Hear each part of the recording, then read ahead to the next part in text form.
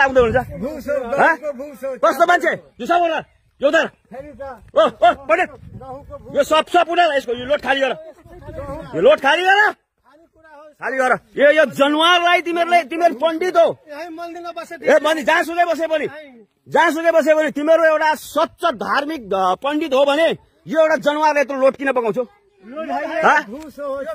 उतार हो यो तिमीलाई यो गाउँ घर यसरी घुमेर पैसा किन माग्छौ उतारो इसको नीचे उतारो आप खाते आप कंधे में डालो उठा के ले जाओ जो खाता है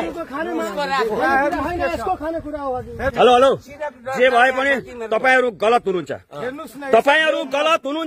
तपाईहरु चाहते यत्रो यहाँ सुन्नु तपाई यत्रो आर्म्स यत्रो तिग्रा यत्रो शरीर भएको व्यक्तिले मागेर खान तपाईलाई लाज लाग्दैन केही मागे छैन किन माग्नु गाउँघरतिर काम गर काम तिमीले एउटा स्वच्छ धार्मिक मान्छे हो भने तिमीले समाजमा राम्रो धार्मिक मान्छे तिमी धार्मिक मान्छे हो भने यो उठलाई यत्रो सामान किन बगाउँछौ हामी पापी हो तिमीहरू साँचो धर्मात्मा हो भने यसलाई किन यत्रो भारी बोकायो कामै होइन यसलाई ब्ल्याकमेल गरेर तिमीहरूले यसलाई गाउँमा देखाएर आफ्नो जीविका चलाइरहेको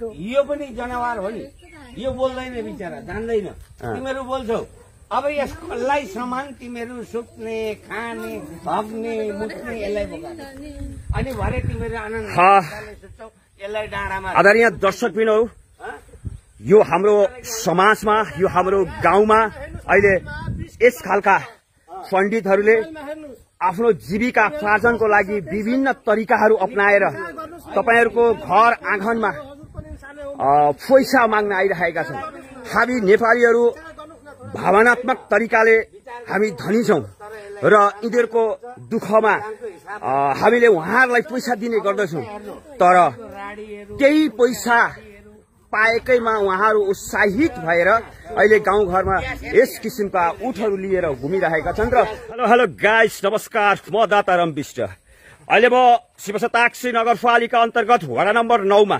यहाँनेरि हाम्रा साधु सन्त जस्तो देखिन्छ उहाँहरूले एउटा उठ ल्याएर गाउँका हरेक गल्ली गल्लीमा यसरी उठ हिँडाएर बस्तीमा घरका व्यक्तिहरूलाई उहाँहरूले पैसा मागिराख्नु भएको अवस्थामा छ तपाईहरु यहाँ भेला हुनु त एकछिन तपाईँ भेला हुनु न यहाँ आउँदा हेलो हेलो हेलो ओ टोली यहाँ आउँदा यता आउनु यता हेलो यहाँ बस्नु त तपाईहरु सबै यहाँ बस्नु त कतिजना हो तपाईहरु यहाँ बस्नु यता बस्नु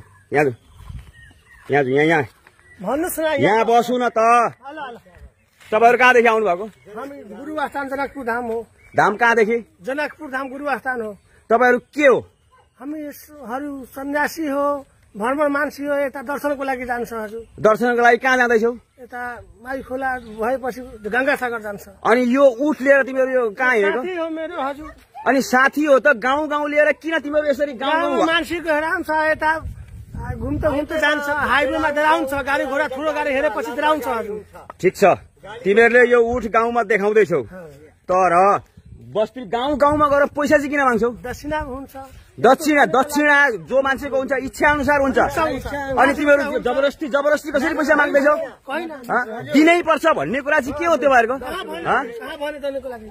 यसो के हो भने यो तिमीहरूको एउटा धन्दा हो तिमीहरू सही सत्य साधु यहाँ सुन हेलो तिमी तपाईहरु सही सत्य साधु हो भने आफ्नो ठाउँमा बस आफ्नो एरियामा बस हैन दर्शनको लागि ए बाबा तिमीहरू दर्शनको लागि हो भने आफ्नो गन्तव्यमा जाऊ न गाउँ घरतिर किन छिर्छौ गाडी देखे पनि डराउँछ यो जनावरलाई लिएर चाहिँ किन यो अपराध हो तपाई साधु हो पुरै संसार हामीहरू हुन्छ ए बाबा तपाईहरु साधु हो नि तपाईहरु साधु सन्त हो नि अनि एउटा जनावरलाई यहाँ हेर्नु तपाईले लोट हेर्नु यहाँ यो के हो यो लोट यत्रो लोट कसरी बोकाएको तपाईहरु इंसान हो कि हैन तपाईँ इंसान हो कि हैन यो एउटा जनावरलाई यसरी तपाईले यत्रो लोट कसरी लाग्दै हुन्छ कस्तो मान्छे जुसा बोल यो त ओ पढे यो सब उडाल यसको यो लोट खाली गर यो जनावरलाई तिमीहरू पण्डित हो ए भनी जहाँसुकै बसे पनि जहाँसुकै बस्यो भने तिमीहरू एउटा सच्च धार्मिक पण्डित हो भने यो एउटा जनावरले यत्रो लोट किन पकाउँछौ? उतार हो तिमीहरूले यो गाउँ घर यसरी घुमेर पैसा किन माग्छौ? पंडित खाते खाता है ना, उतारो इसको, नीचे उतारो। जो आप खाते आप कंधे में डालो, उठा के ले जाओ। जो खाता है उसको राखो। हेलो हेलो, जे भए पनि तपाईहरु गलत हुनुहुन्छ। तपाईहरु गलत हुनुहुन्छ। तपाईहरु चाहते यत्रो यहाँ सुन्नु, तपाई यत्रो आर्म्स, यत्रो तिग्रा, यत्रो शरीर भएको व्यक्तिले मागेर खान तपाईलाई लाज लाग्दैन? केही मागे छैन। किन माग्नु? गाउँघरतिर काम गर, काम। तिमीले एउटा स्वच्छ धार्मिक मान्छे हो भने तिमीले समाजमा राम्रो मेसेज देऊ। राम्रै तिमी 4-4 जना 5-5 जना मिलेर यो के गरेको यो गाउँमा घुमेर? यो धारा उता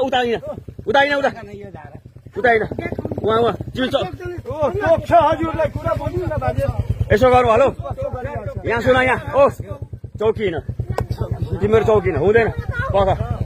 तिमीहरू यो गाउँ घुम्न पाउँदैनौ। तिमीहरूलाई मना छ गाउँ घुम्न। माई खोला जानी हो हुँदैन। माई खोला जान्छ। तिमीहरू गाउँ घुमेर फेरि पैसा माग्नु पाउँछ। तिमीहरू 4-4 जना यो 5-5 जना तिमीहरूको के हो? यो यत्रो तिग्रे छ। रोका तिमी, यत्रो तिग्रे छ यार। गर्नु न कुरा, म गरिहाल्छु। हुँदैन का? यत्रो तिग्रे छ यार। काम गरेर खान सक्दैन तिमीहरू? काम गरेर खान सक्दैन?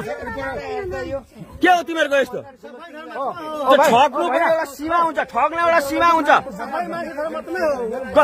धार्मिक मान्छे, तिमी धार्मिक मान्छे हो भने यो उठ्ने यत्रो सामान किन बगाउँछौ? तिमीहरू साँचो धर्मात्मा हो भने यसलाई किन यत्रो भारी बोकायो? कामै होइन, यसलाई ब्ल्याकमेल गरेर तिमीहरूले यसलाई गाउँमा देखाएर आफ्नो जीविका चलाइरहेको छ तिमीहरूले। यो पनि जनावर हो नि, यो बोल्दैन बिचरा, जान्दैन। तिमीहरू बोल्छौ। अब यसलाई समान तिमीहरू सुत्ने, खाने, भग्ने, मुट्ने यसलाई बोकायो। अनि भरे तिमीहरू आनन्द सुत्छौ, यसलाई डाँडामा। आदरणीय दर्शकबिनहरु, यो हाम्रो समाजमा, यो हाम्रो गाउँमा अहिले यस खालका पण्डितहरूले आफ्नो जीविका उपार्जनको लागि विभिन्न तरिकाहरू अपनाएर तपाईहरुको घर आँगनमा पैसा माग्न आइरहेका छन्। हामी नेपालीहरू भावनात्मक तरिकाले हामी धनी छौं र यिनीहरूको दुःखमा हामीले उहाँहरूलाई पैसा दिने गर्दछौं। तर केही पैसा पाएकैमा उहाँहरू उत्साहित भएर अहिले गाउँघरमा यस किसिमका उठहरू लिएर घुमिरहेका छन् र सबै सचेत रहनुहोला।